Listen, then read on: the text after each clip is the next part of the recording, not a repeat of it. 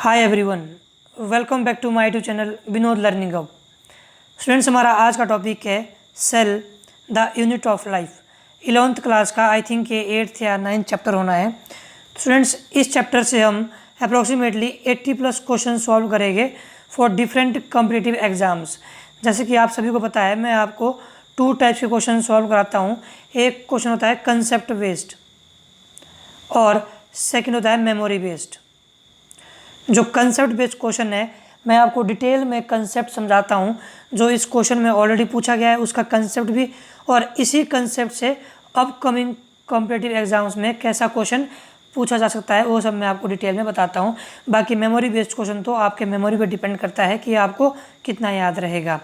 Students, जो ये content है, ये जैसे कि अभी आपका पीजीटी ईएमआरएस का एग्ज़ाम होने वाला है, उसके लिए बहुत ही यूज़फुल रहने वाला है।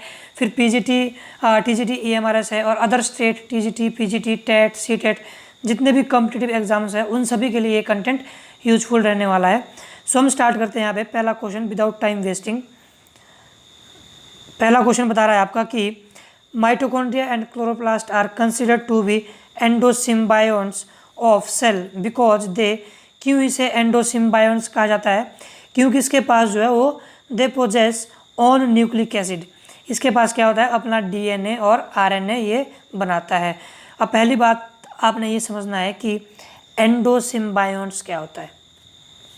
स्टूडेंट, जो एंडोसिम्बायोन्ट्स का सिंपल मीनिंग यही है कि दोज ऑर्गेनिज्म कि ऐसे ऑर्गेनिज्म जो दूसरे ऑर्गेनिज्म के अंदर जो सर्वाइव कर सके, दूसरे ऑर्गेनिज्म के अंदर क्या कर सके? सर्वाइव या लाइव कर सके, उस कंडीशन को बोलते हैं एंडोसिम्बायोन्ट्स।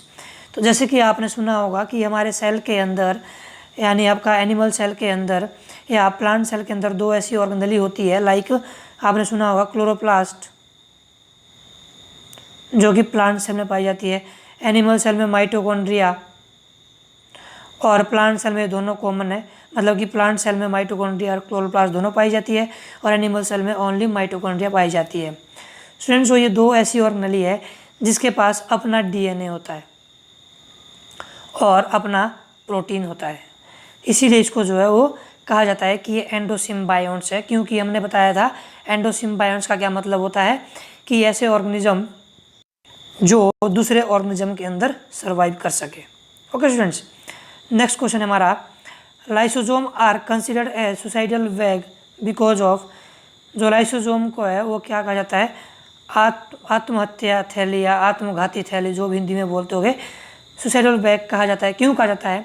क्योंकि लाइसोसोम के पास लाइटिक एक्टिविटी होती है, यानी वो लाइसिस कर सकता है दूसरे वेस्ट मटेरियल को और दूसरे ऑर्गेनिज्म को, और फैगोसिटिक एक्टिविटी होती है। फैगोसिटिक मतलब कि ये एंगल्फ करता है दूसरे ऑर्गेनिज्म को सेल मेम्ब्रेन से, और कैटाबॉलिक एक्टिविटी मतलब कि एक कैटाबॉलिज्म कर सकता है, यानी ब्रेक डाउन कर सकता है वेस्ट मटेरियल और दूसरे ऑर्गेनिज्म को। इसीलिए इसको क्या कहा जाता है? सुसाइडल बैग कहा जाता है। अगर मैं 1-2 बातें और बताऊं आपको लाइसोसोम के बारे में, लाइसोसोम के पास जो पीएच है वो कैसा होता है? एसिडिक होता है। अप्रोक्सीमेटली 4 to 5 पीएच होता है। ये भी एक क्वेश्चन पूछा जाता है आपको डायरेक्टली। फिर आपसे पूछा जा सकता है कि एक, अगर मैं आपको एक्सपेरिमेंटल क्वेश्चन बोलूँ लाइसोसोम से, आपको एक्सपेरिमेंटल तौर में पूछा जा सकता है कि अगर लाइसोसोम सेल के अंदर फट जाए, बर्स्ट हो जाए, तो क्या सेल सर्वाइव करेगा या नहीं? दोबारा सुनना आप, अगर लाइसोसोम क्या हो जाए? बर्स्ट हो जाए, फट जाए, तो क्या सेल के अंदर, या फिर सॉरी, तो क्या सेल वो सर्वाइव करेगा या नहीं? तो आप बताओ क्या होगा। आपने इसका जो कंसेप्ट है वो कमेंट बॉक्स में भी बताना है। फिलहाल मैं आपको बता देता हूँ कि क्या होगा। सेल सर्वाइव नहीं कर पाएगा, क्योंकि लाइसोसोम का जो एसिडिक पीएच है वो रिलीज हो जाएगा, और लाइसोसोम के अंदर बहुत सारी हाइड्रोलिटिक एंजाइम पाई जाती है ना, जो कि ब्रेक डाउन करती है, वो रिलीज हो जाएगी पूरे सेल में, और अदर ऑर्गेनली को क्या करेगी? डिग्रेड करेगी, ब्रेक डाउन करेगी, और अल्टीमेटली सेल की डेथ हो जाएगी, है ना। इसीलिए वो सेल सर्वाइव नहीं कर पाएगा। स्टूडेंट्स, मैं आपको एक बात और बता दूं कि जो मेरे सब्सक्राइबर ऑलरेडी है उन सभी को पता है कि मैंने ये आपको नया बैच स्टार्ट किया हुआ है। फ्री ऑफ कॉस्ट बैच है, टोटली फ्री ऑफ कॉस्ट। मैं आपको अप्रॉक्सीमेटली 40 दिन में जितना भी आपका सिलेबस है, पीजीटी का, टीजीटी का, टेट का, सी टेट का, मतलब जितना भी आपका जो है बायोलॉजी पार्ट का सिलेबस रहेगा, स्पेशली फॉर पीजीटी, एएमआरएस और अदर स्टेट पीजीटी और टीजीटी के लिए, वो मैं आपको 40 दिन के अंदर कंप्लीट करा दूंगा। 11th क्लास और 12th क्लास के चैप्टर वाइज सारे एमसीक्यू जो कि डिफरेंट कॉम्पिटिटिव एग्जाम्स में पूछे जा सकते हैं। सो आपने चैनल के साथ बने रहना है, और जितना आप चैनल को शेयर करेंगे, मेरे सब्सक्राइबर बढ़ेंगे, व्यूज आएंगे, उतना ही मैं मोटिवेट होऊंगा। अगर मैं मोटिवेट हुआ तो मैं आप लोगों के लिए और ज़्यादा क्वालिटेटिव कंटेंट जो है वो लाऊंगा, और आपके सामने जो है वो प्रदर्शन कराऊंगा। उस क्वालिटेटिव कंटेंट का प्रदर्शन नहीं, मतलब जो भी बोलते होगे, मतलब कि मैं वो आपके सामने वो कंटेंट लाऊंगा, ठीक है। अगर आपको ये पीडीएफ चाहिए होगी तो मेरा जो व्हाट्सएप नंबर है वो डिस्क्रिप्शन बॉक्स में हमेशा डला होता है, आप मुझसे जो है वो पर्सनल मैसेज कर सकते हैं, मैं आपको इसकी पीडीएफ भी प्रोवाइड करा दूंगा। ओके स्टूडेंट्स, नेक्स्ट क्वेश्चन है आपका, which of the following is present in a prokaryotic cell. Prokaryotic cell में क्या पाया जाता है? न्यूक्लियोइड। न्यूक्लियोइड क्या होता है कि मतलब कि ऐसी कंडीशन जिसके पास न्यूक्लियर मेम्ब्रेन नहीं हो। मैं आपको बेसिक सेल का स्ट्रक्चर बताता हूँ। ये इधर सेल मेम्ब्रेन है, क्या है? सेल मेम्ब्रेन है। इसके अंदर क्या होता है? न्यूक्लियर मेम्ब्रेन होती है। न्यूक्लियर मेम्ब्रेन के अंदर न्यूक्लियस होता है, और न्यूक्लियस के अंदर न्यूक्लियस होता है, और ये जो बीच का एरिया है इसको बोलते हैं हम साइटोप्लाज्म, जिसके अंदर बहुत सारी सेल ऑर्गेनेली पाई जाती है। तो न्यूक्लियोइड क्या होता है? हमारा जो न्यूक्लियोइड क्या होता है? न्यूक्लियोइड ऐसी कंडीशन होती है जिसके पास ये जो न्यूक्लियर मेम्ब्रेन है ये नहीं होती है, ये अब्सेंट हो। जिसके पास न्यूक्लियर मेम्ब्रेन अब्सेंट हो और इसके अंदर जेनेटिक मटेरियल है वो स्कैटर्ड हो थ्रू आउट साइटोप्लाज्म, यहाँ भी होगा, यहाँ भी होगा, यहाँ भी होगा, यानी पूरे साइटोप्लाज्म में वो जेनेटिक मटेरियल फैला होगा, क्योंकि उसमें न्यूक्लियर मेम्ब्रेन अब्सेंट होती है। उस कंडीशन को क्या कहा जाता है? उस कंडीशन को न्यूक्लियोइड कहा जाता है। प्रो क्रोमोजोम किसे कहा जाता है? कि जिसके पास वेल डेवलप्ड क्रोमोजोम नहीं हो, मतलब कि एक जो है वो प्रोटीन के अंदर पैक्ड क्रोमोजोम नहीं हो, उसको बोलते हैं प्रो क्रोमोजोम। जिनोफोर क्या कहा जाता है? जिनोफोर इसी को कहा जाता है जिसका जो है नेक्ड डीएनए होता है, उस कंडीशन को जिनोफोर कहा जाता है। तो इसका जो आंसर बनेगा वो बनेगा all of the above. Next question है, which of the following is attached to both karyotheca and plasma membrane. एक इंपॉर्टेंट क्वेश्चन आपका ये आया। फिर से आप देखो, ये सेल मेम्ब्रेन है, ये न्यूक्लियर मेम्ब्रेन है। न्यूक्लियर मेम्ब्रेन को कैरियोथिका भी कहा जाता है, ठीक है। ये आपका यहाँ पे कंसेप्ट क्लियर हो गया कि ये सेल मेम्ब्रेन है, ये न्यूक्लियर मेम्ब्रेन है, और न्यूक्लियर मेम्ब्रेन को कैरियोथिका भी कहा जाता है, ये आपने ध्यान रखना है। फिर ये पूछ रहा है, which of the following is attach to both karyotheca and plasma membrane. ये पूछ रहा है कि ऐसी कौन सी ऑर्गेनेल इनमें से जो दोनों के साथ अटैच होती है, karyotheca as well as plasma membrane. Students, वो होती है एंडोप्लाज्मिक रेटिकुलम। देखो, एंडोप्लाज्मिक रेटिकुलम इस तरह से होती है आपकी, इस तरह से रफ एंडोप्लाज्मिक रेटिकुलम और स्मूथ एंडोप्लाज्मिक रेटिकुलम। जो आपका स्मूथ एंडोप्लाज्मिक रेटिकुलम है ना, स्मूथ एंडोप्लाज्मिक रेटिकुलम, ये अटैच्ड होता है कैरियोथिका के साथ, और जो रफ एंडोप्लाज्मिक रेटिकुलम है ना, ये अटैच होता है प्लाज्मा मेम्ब्रेन के साथ। सो इस क्वेश्चन का आंसर क्या बना आपका? Endoplasmic reticulum. नेक्स्ट है, mitochondria originate from which of the following organism. Mitochondria जो ओरिजिनेट होते हैं वो होते हैं पर्पल सल्फर बैक्टीरिया से। लाइसोसोम का पीएच क्या होता है? मैंने आपको ऑलरेडी बता दिया है, 4 से 5, यानी pH 5। Wilting of plant is present in gymnosperm. Next question है आपका कि विल्टिंग ऑफ प्लांट क्या होता है। पहली बात, विल्टिंग का मतलब क्या है? विल्टिंग का मतलब होता है कि प्लांट का सूख जाना, या प्लांट का डैमेज हो जाना, या प्लांट जो है वो बिल्कुल कमज़ोर हो जाना, उसको बोलते हैं विल्टिंग। वो कमज़ोर क्यों होता है? अगर उसको प्रॉपर उसका जो जाइलम है, फ्लोएम है, वो काम नहीं कर रहे होंगे। यानी जाइलम क्या करता है? वो पानी को पहुंचाता है प्लांट के लिए, फ्लोएम क्या करता है? वो फूड को पहुंचाता है प्लांट के लिए। तो जैसे आपके ये मॉस है, फर्न है, एल्गी है, ये तो छोटे छोटे प्लांट है। यहाँ पे जाइलम फ्लोएम अगर थोड़े अमाउंट में भी काम करे, हल्के अमाउंट में भी काम करे, तो काम चल जाता है, क्योंकि इन कंडीशन में जो है वो ट्रांसपिरेशन भी क्या होती है? कम होती है। ट्रांसपिरेशन क्या होता है? Loss of water. Loss of water कहाँ होता है? जिस पे ज़्यादा धूप लगता है वहाँ ज़्यादा ट्रांसपिरेशन होती है। तो ये छोटे छोटे प्लांट है, अगर यहाँ पे जो है वो ट्रांसपिरेशन कम होती है, और जो ये जाइलम और फ्लोएम का अगर थोड़ा सा फंक्शन कम हो जाए, फिर भी ज़्यादा इफेक्ट नहीं पड़ता है।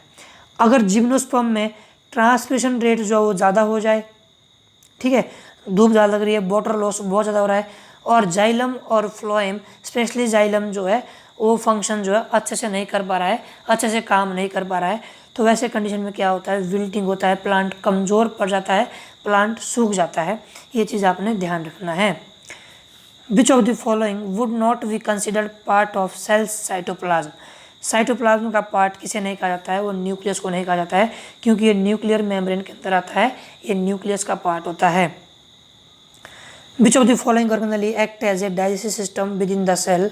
मैंने आपको पहले ही बोल दिया, लाइसोसोम के पास सारी एक्टिविटी होती है। मैंने आपको पहले ही कंसेप्ट समझा दिया है, लाइसोसोम के फंक्शन बता दिए है कि ये अदर ऑर्गेनेली को डिग्रेड करता है, या कोई ऐसा सब्सटेंस हो जो प्रॉपर तरीके से डिग्रेड नहीं हो पा रहा है, वैसे को भी ये डिग्रेड करता है, यानी डाइजेशन में हेल्प करता है।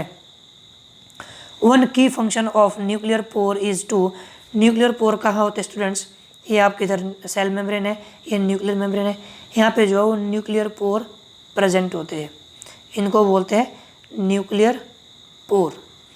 इन न्यूक्लियर पोर का क्या काम होता है, यहाँ से एक्सचेंज कराता है ये मटेरियल, फिर चाहे वो प्रोटीन हो चाहे वो अदर मटेरियल हो, यानी न्यूक्लियर पोर क्या करता है, allow molecules such as proteins to move into and out of the nucleus. Next है, which of the following feature will help you in distinguishing a plant cell from animal cell. Simple सा फंडा है, plant cell की ये cell membrane है, ठीक है, ये न्यूक्लियर मेम्ब्रेन है, साथ ही में प्लांट सेल के पास क्या होता है, सेल वॉल होती है। एनिमल सेल की ये सेल मेम्ब्रेन है, ये न्यूक्लियर मेम्ब्रेन है। एनिमल सेल के पास जो सेल वॉल है वो क्या होती है, वो एब्सेंट होती है, तो यही इसका जो है वो आइडेंटिफाइंग फीचर है, ठीक है। हाँ, नेक्स्ट अगर क्लोरोप्लास्ट होता तो यहाँ पे जरूर जो ऑप्शन होता बोथ सेल वॉल है एज वेल एज क्लोरोप्लास्ट, फिर आपका वो भी सही रहना था। Dash dash could be found in both nucleus and cytoplasm. क्या पाया जाता है, आरएनए। आरएनए जो न्यूक्लियस में पाया जाता है और साइटोप्लाज्म में पाया जाता है। अगर आपने सुना होगा आरएनए, राइबोसोमल आरएनए, ये पाया जाता है बिल्कुल न्यूक्लियस के न्यूक्लियोलस के अंदर। मानो ये सेल मेम्ब्रेन है, ये न्यूक्लियर मेम्ब्रेन है, ये न्यूक्लियस है, न्यूक्लियस के अंदर जो न्यूक्लियोलस है उस पे जो है ये आरएनए पाया जाता है, और साइटोप्लाज्म में एमआरएनए और टीआरएनए पाया जाता है साइटोप्लाज्म में, ये आपने ध्यान रखना है। नेक्स्ट है, but are the fragments of endoplasmic reticulum. जब एंडोप्लाज्मिक रेटिकुलम टूटता है तो उस कंडीशन को बोलते हैं माइक्रोजोम्स। मेमोरी बेस्ड क्वेश्चन आपने याद रखना है बस। Through which of the following are the ribosomes attach to endoplasmic reticulum. देखो अच्छा क्वेश्चन है कि through which of the following are the, जो राइबोसोम्स है वो एंडोप्लाज्मिक रेटिकुलम से किस प्रोटीन के थ्रू अटैच्ड होते हैं। फिर से आपकी सेल मेम्ब्रेन, न्यूक्लियर मेम्ब्रेन, और आपका ये स्मूथ एंडोप्लाज्मिक रेटिकुलम, और ये आपका इसके साथ जुड़ा हुआ आरईआर। तो जो आरईआर है, ये पूछ रहा है जो आरईआर के साथ राइबोसोम्स जुड़े होते हैं, मानो कि आपका ये क्या है, मैं सिंपल आपको ये बताता हूँ, मानो कि ये क्या है, ये है आरईआर, ओके, और ये क्या है आपका, ये है राइबोसोम, चाहे 7ts हो चाहे 8ts हो। तो जो राइबोसोम्स और आरईआर के बीच कनेक्शन होगा वो कौन सी प्रोटीन बनाती है, वो बनाती है आपकी ribophorin proteins. Each F1 particle is differentiated into stalk and head piece. जो ये F1 और F0 पार्टिकल आपने सुना होगा, इलेक्ट्रॉन ट्रांसपोर्ट चेन में होते हैं। आपके जो फोटोसिंथेसिस में आपके नॉन इलेक्ट्रॉन ट्रांसपोर्ट सिस्टम होता है, यानी non cyclic electron transport system, non cyclic electron transport system, उसमें पाया जाता है F1 और F0 पार्टिकल। इस तरह से होता है, ये मानो कि F0 है, ये मेम्ब्रेन है, और यहाँ पे F0 पार्टिकल है, ये F1 है और ये F0 पार्टिकल है। इनका काम क्या होता है, ATP को बनाना। आगे बहुत सारे क्वेश्चन आएंगे आपको, इनका काम होता है ATP सिंथेसिस। तो इस कंडीशन को बोलते हैं स्टॉक और इसको बोलते हैं पीस। तो आपको ये पता चल गया है कि F1 पार्टिकल डिफ्रेंशिएट किस में होता है, स्टॉक एंड हेड पीस। जो ऊपर वाला पोर्शन था वो हेड पीस था, नीचे वाला पोर्शन स्टॉक था। Dimerization of 2 ribosome subunit depends on which ion, that is magnesium ion. मतलब आपको पता है जैसे आपके प्रोकैरियोट में 70S पाया जाता है, यूकैरियोट में 80S पाया जाता है। 70S के फर्दर 2 सब यूनिट होते हैं, क्या होते हैं 30S और 50S, और 80S के 2 होते हैं 60S और 40S। तो जो ये 2 सब यूनिट है ये अटैच्ड होते हैं मैग्नीशियम आयन के थ्रू, है ना। अगर मैग्नीशियम आयन की कंसंट्रेशन कम हो जाती है तो ये यूनिट जो है वो अलग हो जाते हैं, तो आपने ये चीज़ भी ध्यान रखनी है। नेक्स्ट है आपका in humans mitochondria will be most abundant amongst the following. Mitochondria सबसे ज़्यादा कहाँ पाया जाता है, जिसमें सबसे ज़्यादा एनर्जी की ज़रूरत हो।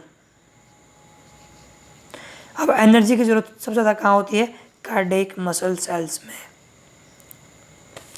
Mitochondria are also called as chondriosome. सभी को पता है कि माइटोकॉन्ड्रिया को पावर हाउस ऑफ सेल कहा जाता है, क्योंकि ये जो है वो एनर्जी स्टोर करता है किस फॉर्म में, एटीपी के फॉर्म में। बट बहुत कम स्टूडेंट को पता होता है कि माइटोकॉन्ड्रिया को कॉन्ड्रियोजोम्स भी कहा जाता है। Name mitochondria was given by Wanda. Students मैं आपको बता दूं जितनी भी सेल ऑर्गेनली है मैं अलग से इस पर वीडियो बनाऊंगा अगर आप लोग का डिमांड आता है। जितनी भी सेल ऑर्गेनली है, न्यूक्लियस है, न्यूक्लियस है, प्लाज्मा मेम्ब्रेन है और अदर जितनी भी मतलब इसकी डिस्कवरी है, मैं डिस्कवरी पे एक अलग से वीडियो बनाऊंगा। तो आप लोग अगर सपोर्ट करोगे तो मैं ज़रूर वीडियो बनाऊंगा, अगर आप लोगों की रिक्वेस्ट आती है कमेंट बॉक्स में। तो lysosome are not helpful in which of the following. देखो हमने देखा लाइसोसोम जो है वो ऑस्टियोजेनेसिस भी करता है, यानी आपका बोन्स की ब्रेकडाउन भी करता है, सेलुलर डाइजेशन भी करता है, लिपिड को भी क्या बोलते हैं डाइजेशन करता है, नहीं करता है लिपिड की, मेटामॉर्फोसिस भी करता है फ्रॉग में, वेरी इंपॉर्टेंट। क्या लाइसोसोम आपका लिपिड बनाता है, नहीं, जेनेसिस नहीं करता है, सिर्फ ये ब्रेकडाउन करता है। The organelle found in large number in muscle cells which produces more energy as compared to other cells। Simple सी बात है, mitochondria. Disappearing of tadpole tail during metamorphosis is brought about by lysosome. Memory based question है, इसका एक concept है, मैं अलग से इस पे वीडियो बना सकता हूँ। Disappearing of tadpole tail during metamorphosis is brought about by lysosome। The highest number of mitochondria are found in, हमने अभी भी बात की थी, कार्डियक मसल सेल्स में। Which of these cells organelle store starch grain and oil drops। देखो जो ये स्टार्च ग्रेन्स है और ऑयल ड्रॉप्स है ये स्टोर्स करता है ल्यूकोप्लास्ट। ल्यूकोप्लास्ट एक कलरलेस ऑर्गेनली भी है, ये भी आपने ध्यान रखना है। कैसी है, कलरलेस ऑर्गेनली। ल्यूकोप्लास्ट कैसी है, कलरलेस ऑर्गेनली, ये भी आपने माइंड में बिठा के रखना है। नेक्स्ट है आपका which of the following is the correct sequence that a newly synthesised secretory protein would follow until it is exported from the cell. देखो स्टूडेंट्स आपने एक रिदम याद रखना है कि किस तरह से जो प्रोटीन एक्सपोर्ट होती है सेल से। सबसे पहले प्रोटीन किसने बनाई, रफ एंडोप्लाज्मिक रेटिकुलम पे प्रोटीन बनी, RER पे प्रोटीन बनी। इसके साथ जुड़ा होता है गोल्जी एपरेटस, फिर जो है ये गोल्जी एपरेटस को प्रोटीन ट्रांसफ़र करता है। मैंने डिटेल में वीडियो ऑलरेडी बना दी है, आपको सेल मेम्ब्रेन के नाम से प्लेलिस्ट मिल सकती है कि प्रोटीन ट्रांसपोर्ट कैसे होती है न्यूक्लियस से लेकर सेल मेम्ब्रेन तक। फिर पहुंची गोल्जी एपरेटस, इसके बाद पहुंचती है सेल मेम्ब्रेन पे। बीच में बहुत सारे जो है वो पाथ और होते हैं जो कि मैंने उस डिटेल वीडियो में बता दिए आपको। अच्छा question, Nissl granules are formed from. देखो पहली बात, निजेल ग्रेन्यूल्स कहाँ पाए जाते हैं, निजेल ग्रेन्यूल्स कहाँ पाए जाते हैं, वेरी इंपॉर्टेंट नया क्वेश्चन है ये भी आपका, न्यूरॉन सेल में। न्यूरॉन सेल यानी आप इसको बोल सकते हैं नर्व सेल। नर्व सेल में आपका निजेल ग्रेन्यूल पाया जाता है, जो कि कौन बनाता है, रफ एंडोप्लाज्मिक रेटिकुलम जो है वो ये निजेल ग्रेन्यूल बनाता है। नेक्स्ट है endoplasmic reticulum of rapidly dividing cells is, ER of rapidly dividing cells is poorly developed. ये आपने मेमोरी बेस्ड क्वेश्चन, इसको आपने ध्यान रखना है कि जो एंडोप्लाज्मिक रेटिकुलम है, थोड़ा मैं इसको बता देता हूँ आपको। जो ER of rapidly dividing cell है वो पुअरली डेवलप्ड होते हैं। किसमें? इसके कहने का मतलब है जो मेरिस्टेमेटिक सेल होते हैं उसमें जो ER है वो पुअरली डेवलप होते हैं। मेरिस्टेमेटिक सेल कौन सेल होते हैं? जो फास्ट डिवाइड करते हैं, रैपिडली डिवाइड करते हैं। तो रैपिडली डिवाइडिंग सेल में क्या होता है, जो ER है वो पुअरली डेवलप होता है, ये आपने ध्यान रखना है। नेक्स्ट है, which part of the prokaryotic cell contain N-acetyl glucosamine. N-acetyl glucosamine prokaryotic cell के किस पार्ट में पाया जाता है? क्या एनवेलोप में, क्या न्यूक्लियस में, क्या राइबोसोम में? नहीं, सेल वॉल में N-acetyl ग्लूकोसामिन पाया जाता है। Element required for bringing about union of ribosome units. पूरी लैंग्वेज चेंज की है, कंसेप्ट सेम है, आंसर भी सेम रहेगा, magnesium ion. Which is not a true organelle. अच्छा क्वेश्चन है। ट्रू ऑर्गेनेली कौन सी नहीं है? राइबोसोम नहीं है। क्यों नहीं है राइबोसोम? क्योंकि इसके बाहर ना तो सेल मेम्ब्रेन होती है, पहली बात। इसके पास सेल मेम्ब्रेन क्या होती है? एब्सेंट होती है, ठीक है। सेकंड, ये स्मॉलेस्ट है। चलो स्मॉलेस्ट एक कंसेप्ट नहीं है, बट मेन कंसेप्ट ये रहता है कि इसके बाहर कोई मेम्ब्रेन नहीं होती है, इसलिए इसे ट्रू ऑर्गेनेली नहीं कहा जाता है। एक दो क्वेश्चन आपने याद रखना है कि स्मॉलेस्ट ऑर्गेनेली किसे कहा जाता है? स्मॉलेस्ट ऑर्गेनेली राइबोसोम, ठीक है। और लार्जेस्ट ऑर्गेनेली न्यूक्लियस, ये आपने ध्यान रखना है। Smallest living cells with cell wall are bacteria, simple सी बात है। Which of the following is prokaryotic. देखो अमीबा, स्पाइरोगेरिया, क्लाइडोमोनास, तीनों जो है वो इन्होंने प्लांट से रिलेटेड है। बचा क्या? बैक्टीरिया एक प्रोकैरियोटिक है। कुछ एक क्वेश्चन ऐसे होते हैं ना जो आप ऑड को आउट कर सकते हैं, ऑड एन को आउट कर सकते हैं। जो आपको ऑड लगे उसको आउट करो, आपका वही आंसर होगा। ऐसे क्वेश्चन बहुत होते हैं। Which structure is present in both pro and eukaryotic cell. Prokaryotic और यूकैरियोटिक सेल में कौन सा स्ट्रक्चर पाया जाता है? Cell wall. प्रोकैरियोटिक सेल में जो है वो सेल वॉल पाई जाती है, और eukaryotic cell of plant cell में भी सेल वॉल पाई जाती है। Respiratory enzyme are present in mitochondria, simple सी बात है। देखो मैं आपको अगर माइटोकॉन्ड्रिया का एक थोड़ा सा मैकेनिज्म बताऊंगा डिटेल में। जो आप फूड खाते हैं, आपने भोजन खाया, भोजन को इनटेक किया, अब ये भोजन कैसे डाइजेस्ट होगा मैं आपको डिटेल में बताता हूँ। आपने भोजन किया, माउथ से च्यूइंग किया इसको, सबसे पहले आपका जो है फूड पाइप में जाएगा। कहाँ जाएगा? फूड पाइप में। इसके बाद ये जाएगा ओइसोफेगस में, ओइसोफेगस जाएगा स्टोमक में, फिर स्टोमक में एसिडिक पीएच के कारण ये और टूटेगा, फिर जाएगा इंटेस्टाइन में, फिर जाएगा ब्लड में, फिर अल्टीमेटली जो है ये डाइजेस्ट हो गया आपके डिफरेंट बॉडी पार्ट में जाएगा। तो जो इसको रेस्पिरेटरी एंजाइम है, डाइजेस्टिव एंजाइम है, वो कहाँ पाई जाती है? इन सभी सेल के किस ऑर्गेनेली में? माइटोकॉन्ड्रिया ऑर्गेनेली में। नेक्स्ट है, DNA of mitochondria is present in which of the following. ये पाया जाता है मैट्रिक्स में। But is the central role of nucleus. Nucleus का मेन रोल क्या होता है? रिप्रोडक्शन का, क्योंकि न्यूक्लियस में genetic material DNA RNA nucleus में पाया जाता है। आपने सुना होगा G1 phase, G0 phase, S phase, M phase, ये सेल साइकिल के फेज है। मैंने डिटेल में इसे वीडियो बना दी है पूरी डिटेल में, अगर आपने देखनी होगी कि रिप्रोडक्शन कैसे होती है, ये फेजेस क्या होते हैं, तो आप जो है चैनल को विजिट कर सकते हैं। F1 पार्टिकल्स और ऑक्सीजोम कहाँ पाए जाते हैं? माइटोकॉन्ड्रिया में। Which cell organelle is said to function as trigger of cell division. मैंने पहले बताया आपको, सेल डिवीजन या डाइजेशन या ब्रेकडाउन सब करता है लाइसोसोम। नेक्स्ट है आपका extension of plasma membrane in prokaryotes is known as mesosome. ये आपने ध्यान रखना स्टूडेंट्स कि प्रोकैरियोट में क्या होता है। बेटा मिनट, प्रोकैरियोट में क्या होता है? मानो ये प्लाज्मा मेम्ब्रेन है, तो ये जो प्लाज्मा मेम्ब्रेन है ये एंगल हो जाती है, इस तरह से होती है, इस तरह से होता है प्लाज्मा मेम्ब्रेन का स्ट्रक्चर। और जो ये स्ट्रक्चर है इसे कहा जाता है मेसोसोम। जितने भी रेस्पिरेटरी फंक्शन है, जितने भी डाइजेस्टिव फंक्शन है प्रोकैरियोटिक सेल के, सब जो मेसोसोम के अंदर होते हैं। और ये कैसा होता है, एक्सटेंशन ऑफ प्लाज्मा मेम्ब्रेन। देखो ना, प्लाज्मा मेम्ब्रेन क्या हुई है, एक्सटेंड हुई है अंदर की ओर, तो ये हुआ extension of plasma membrane. Second question इससे ये बनेगा कि जितने भी आपके रेस्पिरेटरी फंक्शन है और अदर फंक्शन है वो कहाँ होते हैं, मेसोसोम के अंदर होते हैं। नेक्स्ट है which of the following is correct pair. Aerobic respiration कहाँ होती है, माइटोकॉन्ड्रिया की क्रिस्टाई में। डीएनए सिंथेसिस कहाँ होती है, राइबोसोम में नहीं होती है। प्रोटीन कहाँ होती है, आरईआर में। सेल सैक किसे कहा जाता है, लाइसोसोम को।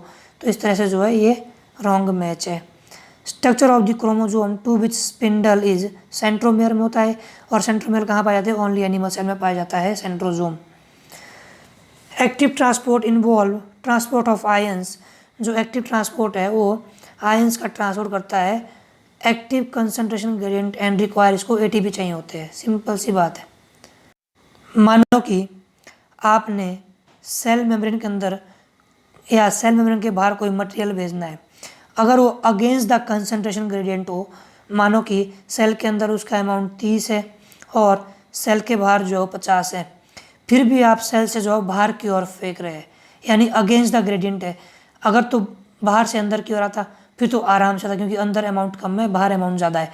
बट 30 अंदर है, बाहर 50 है, यानी बाहर से अंदर की ओर भेजना है आपने, तो अगेंस्ट द ग्रेडियंट भेज रहे हैं आप, तो इस पर आपकी जो है एटीपी यूज़ होती है।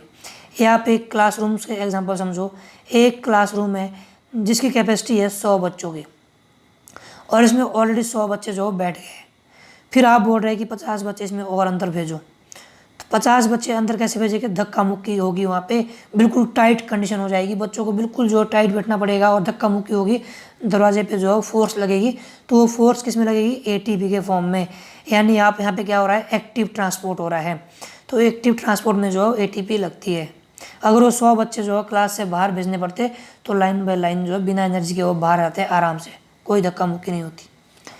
The proteins and lipid essential for building the cell membrane are manufactured by the endoplasmic reticulum. If the content of leaf tissue are carefully fractionated, which fraction is said to be alive? Mitochondria जो उसमें जिंदा रहता है। Well defined nucleus is absent in blue green algae.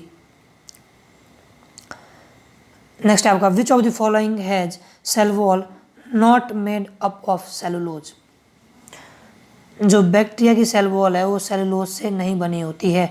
जो cellulose से बनी होती है वो बनी होती है प्लांट सेल की।